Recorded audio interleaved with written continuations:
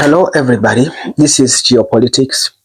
Thank you for listening to World Two, or the news that we're going to look into all continents. We do this every day. We go around the world. We talk about what happened in every continent. We take the major news in every continent. So today we're going to see what happened in Australia or Oceania, Asia. We're also going to see what happened in Europe. We're also going to see what happened in America, but also in South America, in Africa too.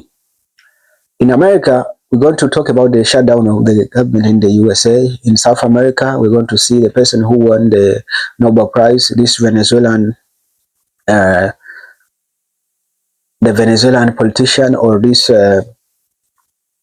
politician of Venezuela. She's a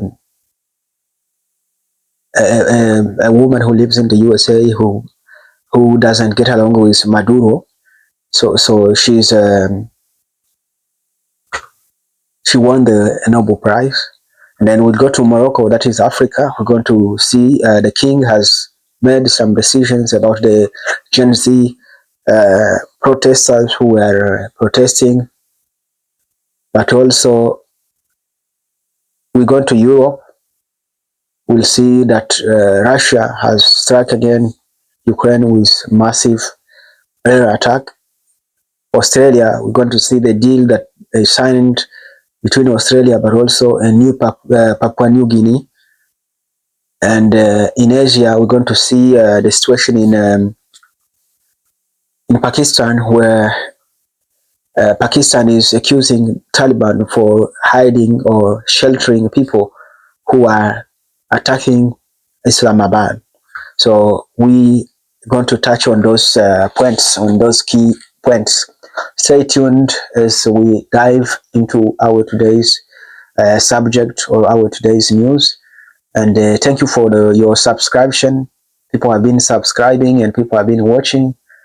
I really appreciate that, and I'm very thankful. And also, I wanna share this news with you because it's like informing people of what is happening around the world, showing people what is going on and what is new. So stay tuned, everyone, and thank you for joining us, and thank you for having this time with us. So, as we said, we are going to begin in North America, where the US government shutdown enters its eighth day, while prominent political figures, including New York Attorney General Letitia James, face legal challenges.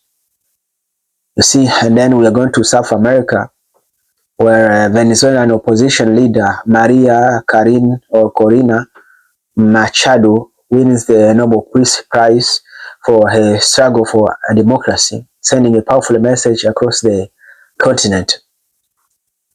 About this Nobel Prize she won, I'm wondering if there is nothing they did for Mr. Donald Trump, because he has been asking about it for a long time. He has been wanting to get this thing, and for the job he has done, the wars that he settled, as he said, he settled the war between Pakistan and India, the war between Israel, but also Israel and Hamas, and other wars. And he said about Congo and Rwanda, but there is still casualties and also attacks in Congo.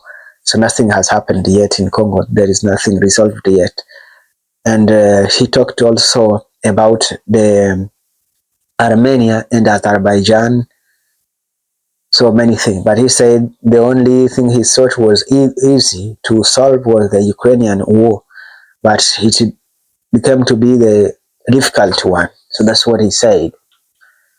Okay, so Europe now, Russia-Ukraine war, a massive Russian drone and missile attack on energy infrastructure triggers blackouts and sets high rises alight in Ukraine's capital, Kyiv. In Asia, escalating tensions between the Taliban and Pakistan follow a series of explosions in Kabul. with Islamabad accusing the Taliban of sheltering armed anti-Pakistan groups. In Africa, the King of Morocco calls for accelerated social reforms to boost jobs and rural development following youth-led protests across the kingdom. Yeah, in Morocco, this Gen Z group or this young youth have been protesting because they want social change, because they have been saying that they are spending a lot on sports, but they are forgetting education, but also healthcare. Okay, so in Australia or Oceania, Australia Prime Minister Anthony Albanese signs a major defense agreement with Papua New Guinea (PNG) to strengthen regional security ties. Yeah, because Australia has been advocating but also wondering of its approachment of um, Chinese gaining uh, allies in that Indo-Pacific region, especially with small islands like Solomon Islands and other islands who signed some treaty with China. So Australia has been talking about this issue for a long time. So thank you everybody for joining us and listening to geopolitics. That's what we had for today. Remember to share, to subscribe, but also to join us every day to listen to what we have to talk about.